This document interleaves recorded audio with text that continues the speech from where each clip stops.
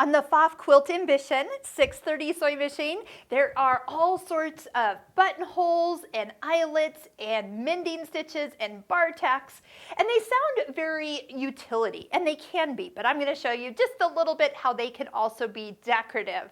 So stitch number 40 is a built-in eyelet. So if you touch your stitch number 1, go down to your stitch 40, you'll see it right there, and it's going to tell us to put foot 2A on. Stabilizer is a general suggestion, and yes, definitely put stabilizer underneath a cotton fabric. There is no IDT, but the feed dogs are up, and our tension has actually been reduced. By reducing that tension, and it does it for you, those stitches are going to kind of be a nice pretty satin stitch. They'll pull to the back side, and it'll look very, very clean. The nice thing is these will just stitch one at a time. So once you push start, if you're using the start stop button, that's an easy way to sew up. Or you step on your foot control, when it's done, it will stop. And then you can use your thread snips to cut it. But before I show you how to sew it, let me just quick show you a place that we have used eyelets decoratively. Now, if you haven't yet checked out the Pfaff Stitching Cosmos online course, oh my goodness, this is a course that is going to take you to a whole new level with your machine. So we've actually used eyelets here, not to thread anything through them, but just as a fun little accent.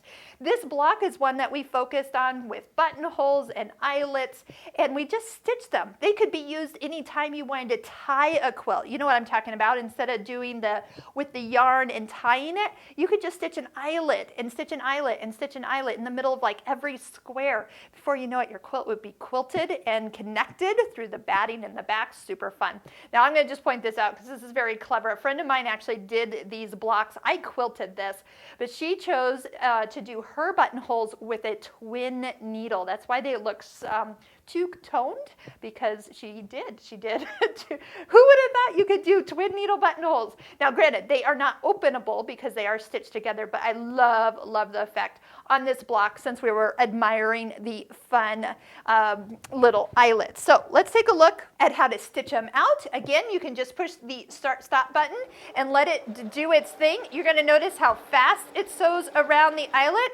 It's going to lock it when it's done, and again, you can just use the thread snips button, and that is going to pull all that last thread to the back, and then you just cut this. Well, the cool thing is then you can just move to where you need to go to next. Now, some of you will want to actually use this to be for a cord or something that you are securing that's going to run through here, like a hook or something for shower curtains. And how to open them? You can really just take a pair of scissors and push down through the middle and give it a little bit of a twist. You're just pretty much opening up the fabric. Honestly, you don't need anything real special. Once you get your items through that area, it's going to be secure. The goal is that those stitches have allowed that fabric not to open up or rip any further. So that's what an eyelet is all about, and you can sew them out super fast.